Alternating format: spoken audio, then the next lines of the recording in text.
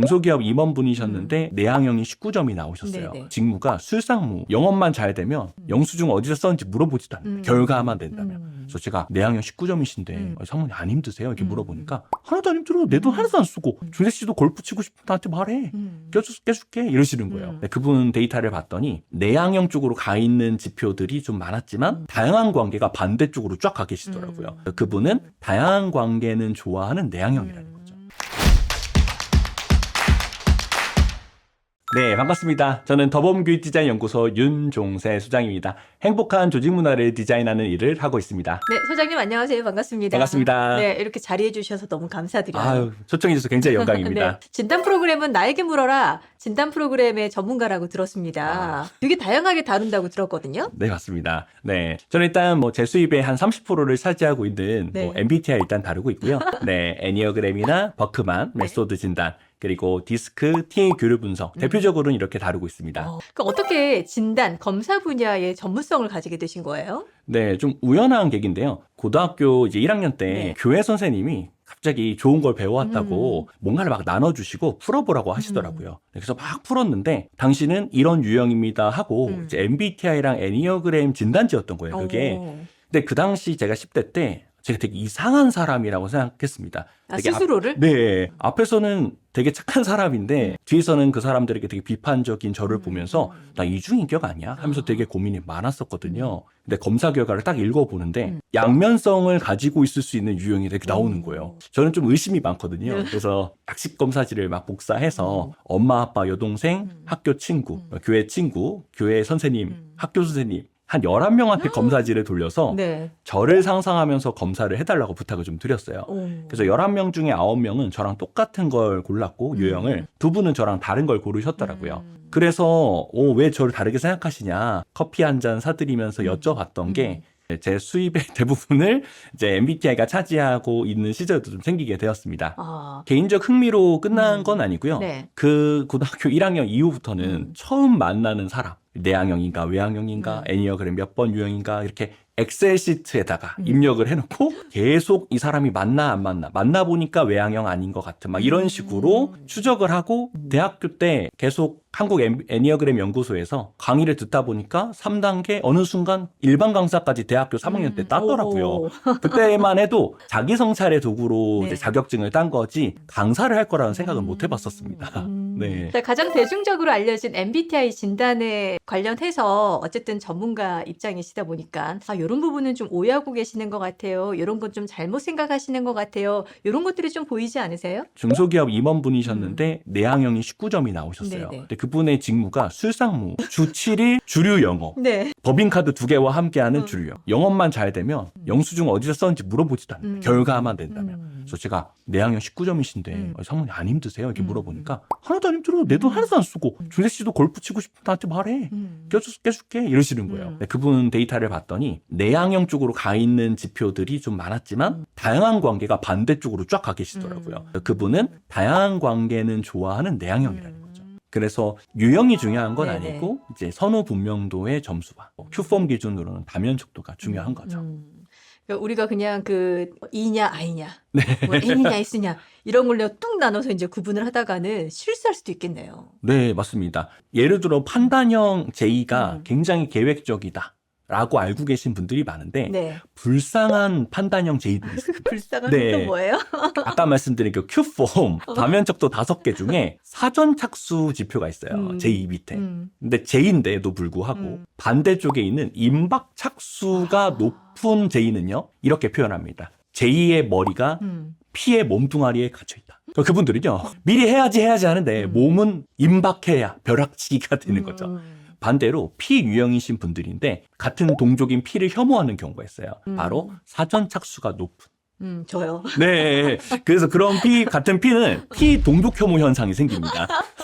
그래서 대표님이 J 아니세요? P세요? 저 P예요. 아무리 봐도 J인데? 라고 말하는 부하 직원들이 있을 수 있다는 맞아요. 거죠. 그게 바로 제식으로 표현으로 하이브리드 타입입니다. 네. 저 오늘 그 궁금증이 해소가 됐어요. 아, 그쵸. 네, 저는 P인데 제가 하고 있는 행동들을 보면 P가 아닌데 라는 생각을 많이 하거든요. 근데 진단하면 또 P가 나와서 그쵸. 뭘까 했는데 그런 어떤 그 척도들에 따라서 또 해석이 완전 달라질 수도 있는 거네요. 이런 진단 도구를 활용을 해서 기업 교육을 하거나 이제 이런 경우들도 많이 있는데 진단 도구 때문에 오히려 다른 사람에 대한 이해를 하는 게 아니라 어떤 편견이나 낙인을 찍는 그런 경우도 있지 않나요? 그렇죠. 이제 스티그마 효과라 그래서 낙인 효과라고 부르는데 실제 사례를 말씀드리는 게 좀 더 좋겠죠. A라는 기업에서 신입사원 교육을 하러 간 적이 있는데 이제 입사한 지 한 9개월 정도 지난 이제 신입사원이었는데 그 회사는 좀 특이하게 입사하는 과정 신입사원 연수에서 MBTI를 정식 진단 검사 그것도 아까 말씀드린 그 비싼 홈큐 144문항짜리를 하셨더라고요. 진심으로 네, 하셨구나. 그래서 그 데이터를 압축해서 이제 저한테 미리 보내주시고 네네. 이번에 강사님을 통해서 한 번 더 진단을 하겠다. 그러면 이제 이게 특정 9개월이라는 시간 텀을 두고 사전 사후 검사가 돼버리는데 그쵸, 그쵸. 아주 재미있는 현상을 제가 발견했습니다. 네, 뭐예요? 바로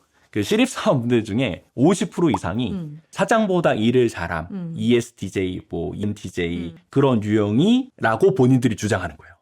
근데 9개월 뒤에 제가 재검사를 해보니까 다들 INFP, 막 밑에 그 F, 이 D등급에 있는 유형들이 나오셨더라고요. 그래서 제가 생각을 했죠. 여러분들은 입사를 위해 가상 인격을 심으신 거다. 이렇게 말씀드리기도 했었습니다. 상황에 따라서 내가 평소에 쓰던 게 아닌데 쓴다고 착각하는 그런 경우들도 있겠네요. 네, 쓴다고 착각하는 경우도 있고요. 이제 본인을 세뇌하는 경우도 있습니다. 근데 문제의 역량은 보통은 가운데 알파벳이 ST나 NT이신 분들이 조금 뭔가 리더십을 발휘한 케이스를 많이 경험하세요.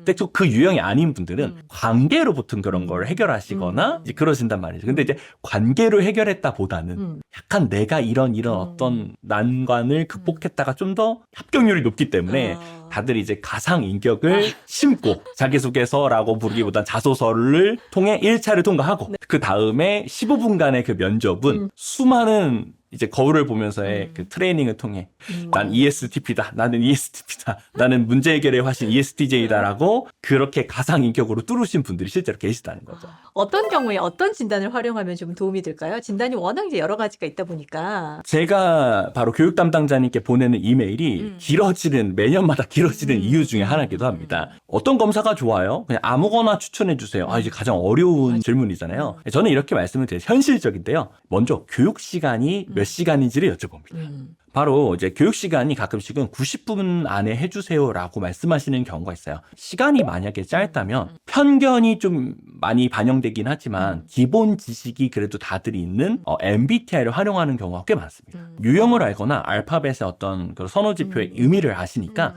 아까처럼 오해를 풀어드리는 쪽으로 가면요.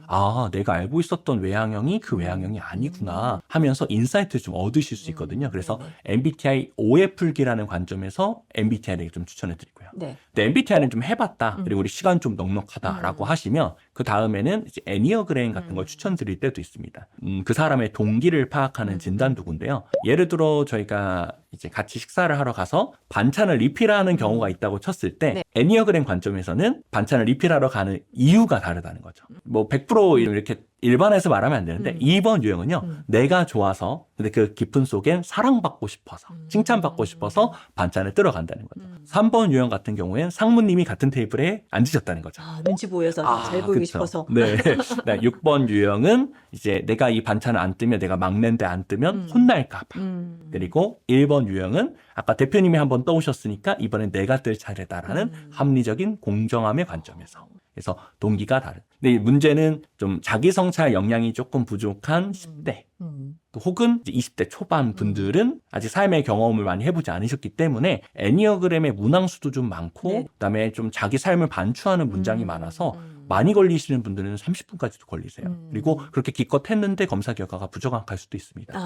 그러니까 애니어그램은 그래도 한 30대 이상 네, 자기 성찰이 좀 맞습니다. 경험치에 대해서 좀 들여다볼 수 있는 요 정도 연령대가 돼야 좀 가능하겠네요. 맞습니다. 네네. 그리고는 또 시간이 또 짧고 우리는 유형 너무 많으면 또 집중력이 좀 떨어질 수 있다.